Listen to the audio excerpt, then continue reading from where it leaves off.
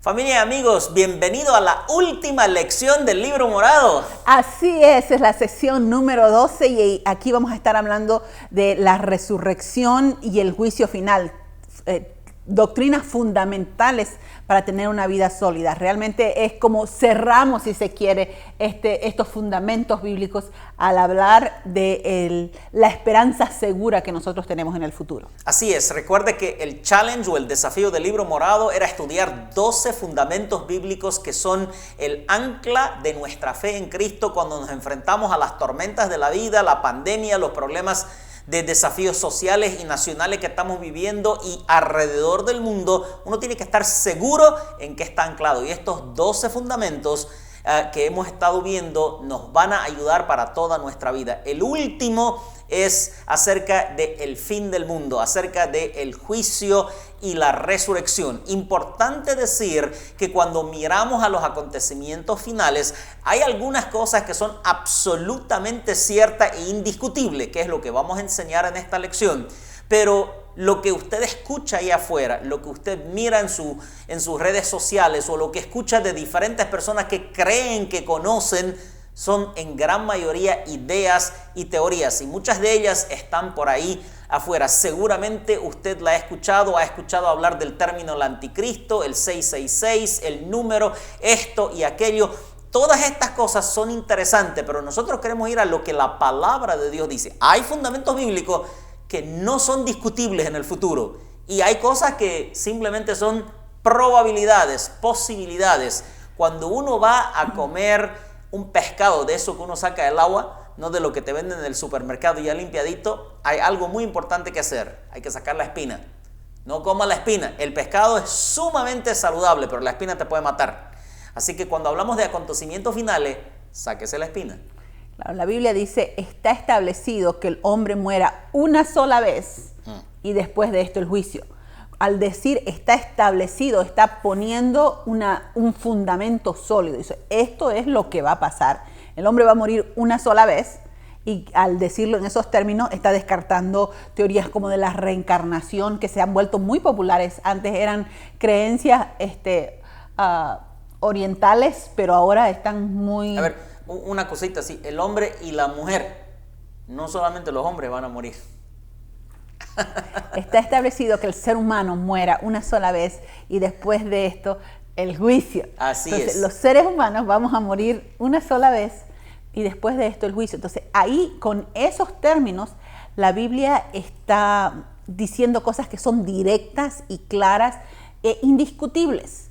Al decir después de esto el juicio, también está eliminando la doctrina del aniquilacionalismo, que dice que las almas van a ser aniquiladas y que dejan de existir después de la muerte.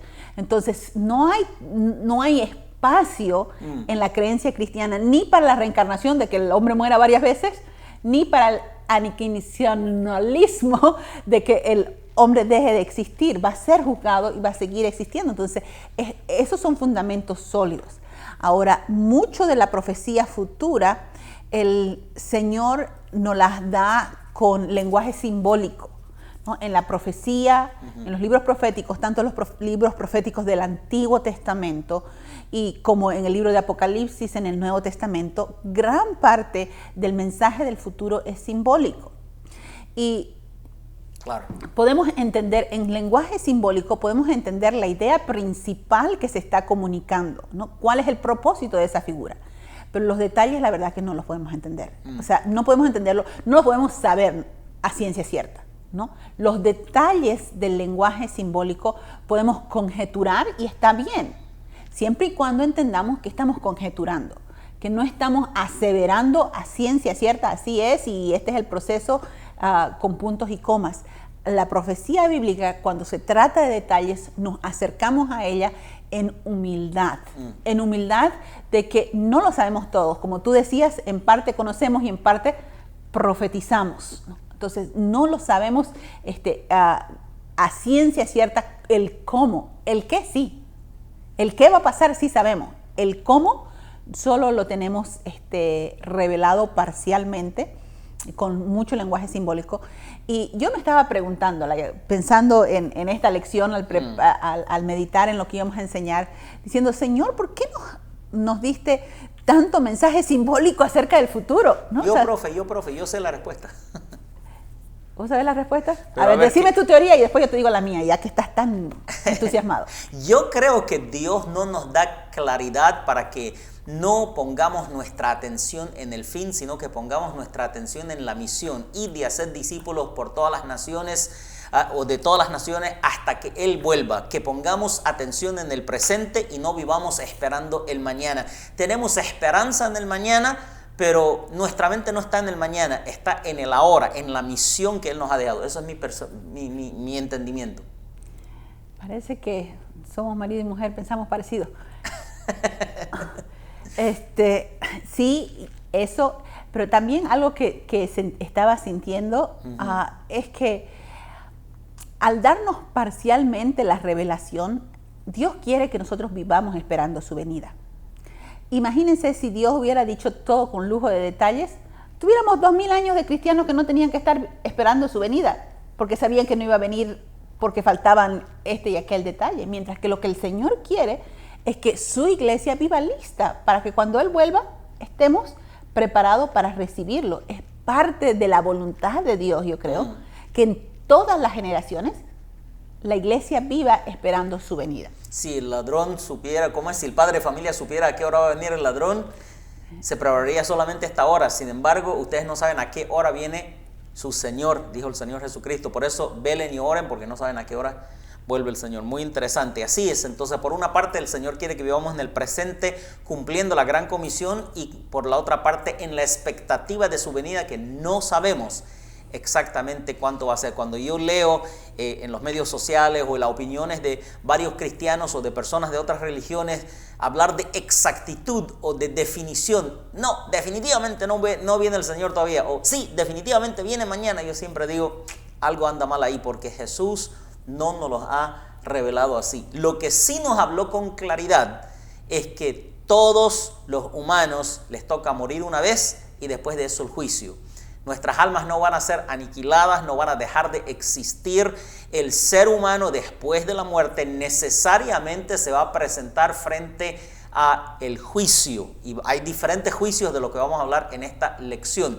Por el otro lado, no hay tal cosa como la reencarnación. La reencarnación se inventó en mi pueblo de origen, en Egipto. Los egipcios fueron los primeros que enseñaron acerca de la reencarnación. Dejaban sus reyes con un montón de oro para que cuando el rey se reencarne tenga con qué volver a gobernar. Esto no es real, no existe. Fue muy popularizado en nuestro medio a través de personas que vienen del oriente con enseñanzas de otras religiones. Sin embargo, no es real. El ser humano muere una sola vez.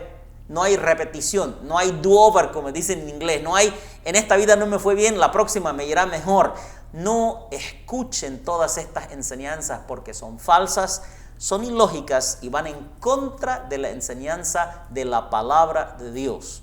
El ser humano vive, le toca morir una vez y después de eso viene el juicio, lo cual nos lleva al punto de la resurrección. Comencemos la lección hablando de la resurrección. Pablo es uno de los que, daré una analogía de repente no muy santa, pero es una analogía. Si alguna vez ha visto un gran juego de póker donde están jugando y uno de los jugadores dice: me voy con todo, apuesto todo a que yo soy el que voy a ganar. Pablo más o menos hace algo como esto en 1 Corintios cuando dice: si Cristo ha resucitado de los muertos, nuestra fe es verdadera y todo lo que decimos es verdad. Si Cristo no resucitó, entonces ¿para qué siquiera considerar la fe cristiana? Todo o nada sobre la resurrección de Cristo. La fe cristiana se basa, se solidifica sobre la resurrección de Cristo. Nuestra convicción y las evidencias históricas de la resurrección del Señor Jesucristo es la que nos da base de esperanza de nuestra propia resurrección. Luego Juan dice: si Él resucitó, nosotros también vamos a resucitar. Tal como Él era, así nosotros vamos a ser. Así que comencemos hablando un poco de la resurrección antes de ir al tema del juicio. La resurrección de los cristianos, la Biblia lo dice claramente, especialmente en 1 Corintios 15, que es se discute ampliamente el tema de de la resurrección de los muertos. Dice, Jesús fue el segundo Adán, dice la palabra del Señor. Así es. Entonces, Él pagó el precio del pecado del primer Adán y todos sus descendientes, pero Él vino a hacer lo que Dios siempre quiso hacer con el primer Adán. Entonces, esta es una excelente forma de cerrar nuestro desafío de fundamentos bíblicos del libro morado, porque en la primera lección enfatizamos mucho el plan de Dios con Adán y la caída, ¿no? La lección número 1, pecado y salvación, hablamos mucho. Y aquí tenemos que volver a ese plan, ¿no? Tenemos que volver a ese plan. Cuando Dios lo creó a Adán, lo creó para que viva para siempre. Así es. ¿No? Entonces, cuando Jesús resucita de los muertos, es para que viva para siempre con un cuerpo glorificado. Así es. Un cuerpo que ya no va a tener decadencia de ningún tipo, ¿no? Que no va a ser tentado a cometer ningún tipo de pecado. Entonces ya la tentación del pecado va a desaparecer, pero vamos a resucitar, y dice la Biblia, cuando resucitemos seremos semejantes a Él, ¿no? Entonces, qué bendición más grande. Cuando nosotros queremos entender el concepto de la resurrección, tenemos que mirar a Cristo resucitado. Esa es la razón, yo creo, o una de las razones por lo menos, por la que Jesús, después de resucitar, estuvo 40 días en medio de sus discípulos. Así es. Porque Él quería que se den cuenta que no era un fantasma. Porque la resurrección no es simplemente que nuestras almas aparecen de nuevo, porque nuestras almas nunca dejan de existir en realidad, ¿no? La resurrección es que tenemos un cuerpo con propiedades que van a ser un tanto distintas a las propiedades de nuestro cuerpo presente, pero que van a tener el mismo propósito que tiene nuestro cuerpo presente, ¿no? Que es el interactuar los unos con los otros, que es el comunicarnos con el resto de la creación de Dios. O sea, porque con mi alma yo solo me puedo comunicar con Dios. Así es. ¿No? Con mi espíritu, con mi parte inmaterial.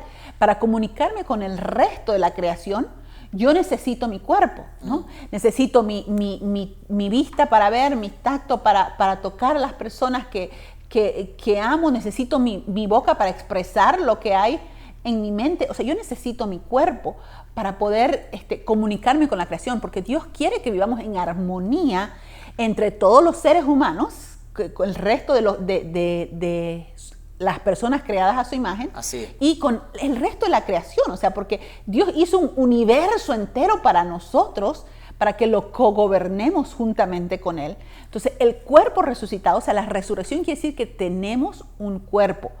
Va a ser un cuerpo con propiedades que nos van a permitir relacionarnos los unos con los otros y relacionarnos con el resto de la creación. Así es. La resurrección nos da esperanza de lo que Dios tiene para nosotros. Sin embargo, la resurrección es un recordatorio constante de la muerte. Hablemos de la muerte porque es un tema importante. Es más, estamos atravesando en el mundo entero una pandemia. Cual más, cual menos conoce a alguien o ha escuchado de alguien que ha fallecido últimamente. La idea de la muerte es una idea que muchas veces, especialmente en los círculos cristianos, queremos evitar, queremos no hablar de ella, pero la muerte es real. La muerte es parte del proceso de la vida apartada de Dios, la vida que se alejó de Dios. Sin embargo, en Cristo, la palabra del Señor dice, sorbida es la muerte en victoria. Quiere decir que Él transformó la muerte, que es yo no sé si queremos llamarlo un castigo o un punto muy difícil en la trayectoria humana, que Cristo lo transformó en victoria, porque transformó la muerte en resurrección. En vez de la finitud de la muerte, en vez de mirar a la muerte como ahí se acabó la existencia. ¿Han leído alguna vez un obituario? Dice, ha dejado de existir. No, los creyentes no dejamos de existir, pasamos de gloria en gloria, de la gloria material a la gloria inmaterial o espiritual, porque cuando resucitamos en un cuerpo glorioso para una vida gloriosa que nunca más morirá. Pero no podemos evitar la realidad de la muerte, no podemos dejar de pensar. Muchas veces los seres humanos tratan de dejar de pensar. No hablemos de eso, es negativo, no lo pensemos. No vaya a ser como que traemos mala suerte, ¿no?, al hablar de la muerte. No, la muerte es parte de la vida, es parte del proceso, pero en Cristo es el puente que nos lleva a la eternidad. En realidad es el puente que nos lleva a la eternidad. Pasamos de esta realidad donde hay enfermedad, donde hay dolor, donde hay pandemias, donde hay dificultades, a la realidad eterna que es vivir con Cristo para siempre después de la resurrección, sin enfermedad, sin dolor. Cuando usted haga la lección 1, va a ver cómo la Biblia, el apóstol Pablo especialmente, en sus cartas hablan acerca del cuerpo del ser humano, de la muerte, de que esta carne se degenera, que el cuerpo que vamos a heredar, con el que vamos a resucitar, es un cuerpo glorioso, que no se enferma, que no muere. En otras palabras, en la muerte y la resurrección, Dios cumple su propósito en la creación. Si se acuerdan de la primera lección, cuando hablamos de la creación y del Edén, Dios crea a Adán y Eva perfectos, sin pecado, para que vivan por la eternidad. Se rebelan y en ellos toda la raza humana se revela. Pero Dios no nos abandonó, no nos dejó, sino que decidió redimirnos a través del proceso de miles de años y de la muerte y la resurrección de su único Hijo Jesucristo, para darnos la oportunidad que nosotros vivamos con Él para siempre. A propósito, dentro de poco estaremos dando un entrenamiento a nuestros líderes que se llama la metanarrativa bíblica. Se lo voy poniendo ahí para que vaya pensando. La historia grande de la Biblia, de Génesis a Apocalipsis, en unas cuantas lecciones, es uno de nuestros entrenamientos favoritos. Pronto viene, espérelo antes de que llegue el otoño. La lección 2 es la justicia de Dios y la pecaminosidad del hombre. Cuando miramos a la muerte, decías, no sé si llamarlo un castigo, de cierto es un enemigo, dice, ¿no? El último enemigo que será derrotado. Así es la muerte. Pero Dios estableció la muerte, si vemos en el jardín del Edén, para que no vivamos para siempre en pecado. O sea, es parte de la justicia de Dios de que las personas mueran e inclusive de su misericordia, ¿no? Para darnos la oportunidad de empezar de nuevo con un nuevo cuerpo glorificado. El prerequisito para empezar de nuevo con un cuerpo glorificado es poner nuestra fe en el Señor mientras estamos en esta tierra. Pero es un enemigo, o sea, como tú decías, es un enemigo, pero es un enemigo que Jesús lo venció con su resurrección. Y es un enemigo que muestra la justicia de Dios. O sea, en el relato bíblico fue algo que Dios estableció para que no vivamos para siempre en esta condición.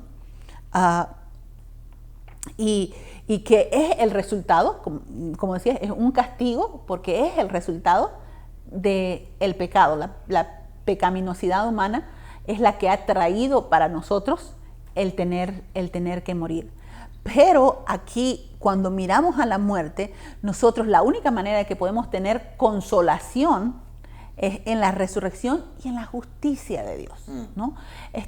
Si usted lee los Salmos, por ejemplo, ¿no? Una de las cosas que más se exalta en el libro de los Salmos es la justicia de Dios, ¿no? Dice, tú, Señor, eres justo y tú vas a hacer justicia. Muchos de esos salmos que exaltan la justicia de Dios fueron escritos en tiempo de tribulación por el salmista, ¿no? Señor, ¿por qué me pasa a mí todo esto, no? Fueron mis lágrimas, mi pan de día y de noche. Pero tu trono, Dios, es eterno. Cetro de justicia es el cetro de tu reino. O sea, en medio de mi queja, tengo una esperanza en el futuro que al final la justicia va a ser servida, que Dios va a hacer justicia. Entonces, miramos aún a la muerte con dolor porque a nadie le gusta experimentar la separación de un ser amado. Así es. Y aún nosotros, porque no tenemos el temor del tener terror de la muerte, pero tenemos el temor, si se quiere, de la incertidumbre, porque es un cambio y los cambios nos causan Claro, y la separación en sí, o sea, Jesús claramente dice que en el reino de los cielos no se casarán ni se darán en casamiento, dando a entender que la relación que tenemos ahora como esposo y esposa no va a ser la misma en el reino de Dios. Por lo tanto, es una separación, hay un cambio, hay una transformación. De gloria en gloria sí, pero hay un cambio y ningún ser humano le gusta mucho la idea de los cambios. Siempre tenemos... Aún los cambios que son para mejor son difíciles. Aún los cambios que son para mejor son difíciles porque son cambios. Estamos acostumbrados, estamos habituados a algo. Uno puede estar súper entusiasmado con un auto nuevo, pero el proceso de acostumbrarse al auto nuevo tiene su sustito nomás, tiene su preocupación nomás. Esa es la realidad humana. Muy bien, entonces la justicia de Dios y la pecaminosidad del hombre. Haga la lección 2, espere que responda a las preguntas y si tiene alguna consulta estamos para servirle. La lección 3 nos habla acerca del juicio de los pecadores. Es importante entender de que la Biblia no habla de un solo juicio. No va a haber un solo juicio para todo el mundo. No va a ser que todo el mundo venga y aparezca delante de Dios y ahí algunos van a recibir, está bien, vaya para acá, otros mal, vaya para allá. No es así como la Escritura lo muestra, sino que la Biblia habla acerca del juicio de los pecadores. El juicio de los pecadores es porque no creyeron en Jesús. Uh-huh. Es separado del juicio de los creyentes, porque esta es la cuestión con el juicio de los creyentes. El juicio de los creyentes fue hecho en la cruz. O sea, mis pecados ya han sido castigados. Así es. Mis pecados ya han sido condenados.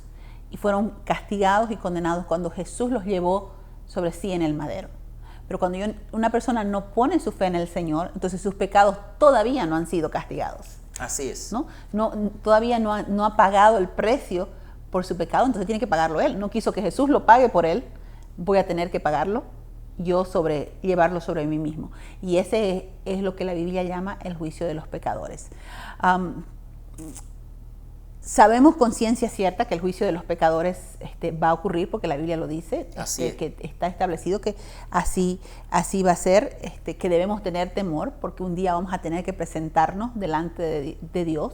Entonces que las personas debe ser un estímulo para vivir en justicia, porque todo ser humano va a tener que darle cuentas a Dios por sus acciones. Entonces, eso debe motivar a las personas a vivir en santidad. Si yo no creo en Dios, en su existencia y en una eternidad, me siento más libre de hacer lo que me plazca en este momento, pensando de que me puedo burlar de la justicia humana, de que puedo salir ileso de una conducta inapropiada, pero cuando yo tengo temor de Dios, sé que hay un juicio eterno y eso me estimula a no hacer lo que no se debe. Entonces, eso es en cuanto al juicio de los pecadores. Mi percepción, y aquí tengo que decir de mí, que es una interpretación personal, un entendimiento personal de cómo va a ser, es básicamente un reconocimiento público de que somos pecadores. ¿No? Un reconocimiento público de que somos pecadores. Yo no creo que nadie va a llegar al cielo y a discutir con Dios, ¿no? Entonces, digamos que yo soy una persona, un pecador no arrepentido, un pecador que no le ha entregado su vida al Señor, y estoy delante de Dios y decirle, no, pero no, Señor, porque mira, yo hice más buenas que malas. Va a ser tan evidente delante de la santidad de Dios que no va a haber discusión de que... Es más un momento de sentencia que de juicio en sí, si se puede decir. Es un momento de declarar la sentencia. Mira, todo lo que has hecho, esta es la sentencia y no va a haber apelación, no hay donde ir a una corte superior. Esa es la Corte Suprema, de verdad. Esa es la última, la majestad de Dios. Aquí en la tierra tenemos oportunidad tras oportunidad, pero una vez que llegamos a la eternidad, los que no están en Cristo se presentan para recibir su sentencia. Ahora, la lección 4 habla acerca del juicio de los creyentes, totalmente distinto. ¿Cuál es tu apreciación del juicio de los creyentes o de los santos? El juicio de los creyentes es más que todo para recompensa, ¿no? Es un juicio para dar cuentas de la misión que Dios nos ha encomendado, ¿no? No es un juicio para salvación o perdición, sino Así más es. bien para recompensa o para vergüenza, porque la Biblia habla de que algunos van a ser avergonzados, no Que van a pasar como por fuego. no se van a ir al infierno, no van a ser castigados con la condenación eterna, pero sí van a ser avergonzados, ¿no?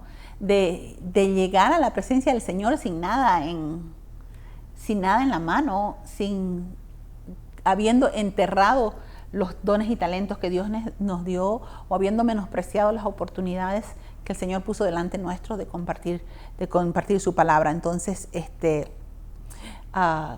Esa es básicamente la idea del juicio delante de Dios de los creyentes. Ahora, como dijiste bien, el juicio de los creyentes ocurre en la cruz. El juicio para salvación o perdición nuestra ocurrió en la cruz, porque ahí fue juzgado Él por nuestros pecados, recibió el castigo de nuestra paz, y al creer nosotros, al aceptar que Él es nuestro sustituto, que Él es nuestro representante, que Él está pagando nuestra culpa, al creer en Cristo y depositar nuestra fe, aceptamos su justicia en vez de nuestra inmundicia. Entonces fuimos juzgados y fuimos hallados santos en Cristo, no porque nosotros seamos santos, sino porque Él era santo y Él pagó por nuestro pecado.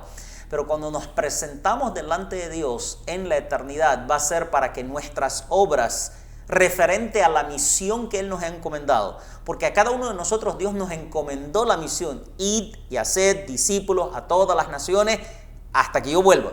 Esa no es la misión de la Casa Church, esa no es la misión del pastor Fikri y la pastora Margot, esa es la misión de Cristo para todo creyente. Cada uno de nosotros, todo ser humano que se considera hijo de Dios, tiene la misión de ir y hacer discípulos.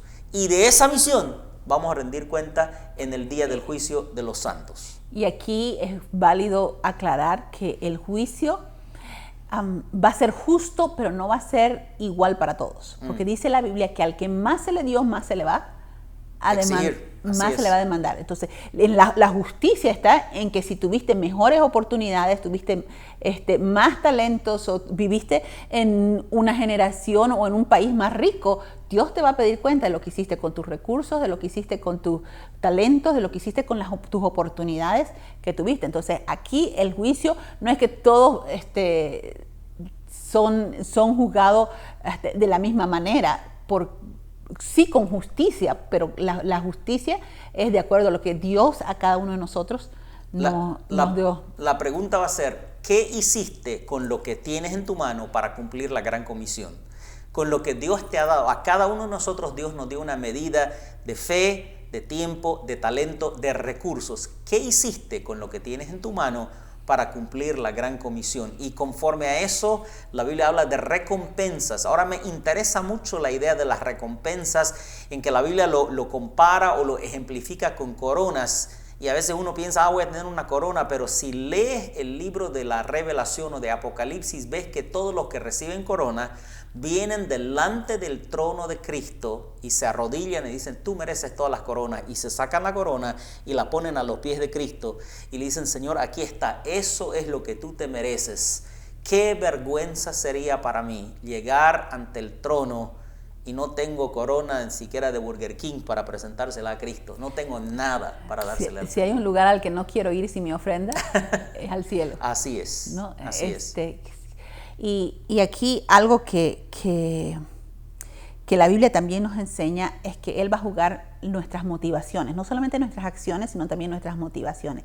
Dice: la obra de cada uno será probada, aunque así como por fuego. Así es. Si construyó con oro, plata, piedras preciosas o con paja, el fuego la probará. Entonces Dios va a probar las intenciones. Dios puede discernir en las intenciones. Algunos van a parecer que trajeron mucho, pero dice: la va a poner Dios al fuego y va a parecer como paja que se queda hecho nada. Porque de nuevo, el juicio de Dios es en base a lo que Él nos dio, pero también la forma en que nosotros respondimos, ¿no? Así es. La sorpresa en el cielo va a ser tal vez, ¿quién recibió más? Yo creo que va a haber muchas sorpresas en el cielo, ¿no? Muchas sorpresas en el cielo, porque el fuego de Dios va a probar las obras de cada uno de nosotros. Quizás la lección práctica de eso es preguntándonos ahora, cuando estamos en este lado de la eternidad: ¿qué Dios me dio y qué estoy haciendo con Él para cumplir la gran comisión? ¿Qué recursos, tiempo, posibilidades Dios me ha dado?